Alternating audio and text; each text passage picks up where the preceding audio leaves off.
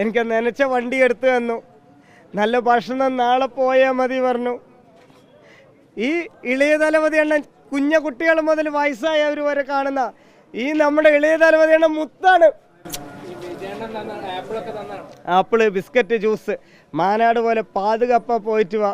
അതുകൊണ്ട് നനച്ച വണ്ടി വിജയണ്ണൻ എടുത്തു തന്നാണ്. ഇത് കേരളത്തെ അല്ല, വേൾഡിലെ ഒരാൾക്കും കിട്ടിയില്ല. അത് കിട്ടാൻ കാരണം നമ്മുടെ കേരളവും തമിഴ്നാട്ടിലുള്ള എൻ്റെ ഏട്ടന്മാരും അനിയന്മാരും അച്ഛനമ്മമാരും നിങ്ങൾ തന്ന സപ്പോർട്ടാണ്. തോറ്റുപോകില്ല എന്ന് പറഞ്ഞ് നേർവഴി കൂടെ പോയി. ആ ഒരു വിശ്വാസമാണ് നമ്മുടെ ജയറാമേട്ടനും വലിയവരൊക്കെ പറഞ്ഞ് നമ്മൾ ആത്മാർത്ഥമായി നേർവഴി കൂടെ പോയി കുറുക്ക് വഴിയില്ല നമ്മൾ നടക്കാൻ തുടങ്ങി തിരിച്ചവിടെ നടക്കും. ആ നടന്നു. വിജയ് സാറിനെ ചേർത്ത് പിടിച്ച് എൻ്റെ കാര്യങ്ങളൊക്കെ നന്നായി നോക്കി നല്ല ഭക്ഷണം വാങ്ങി അങ്ങനെ അവർ ആ റൂമിൽ തന്നെ വണ്ടി കൊണ്ടാക്കി. 650 മേലെ ഏട്ടാ. ഇനി പരിപാടി നാളെ ഒരു പടം വന്നിട്ടുണ്ട്, വലിയ പടം. അതിപ്പോൾ പറയണ്ട പറഞ്ഞിട്ടുണ്ട്.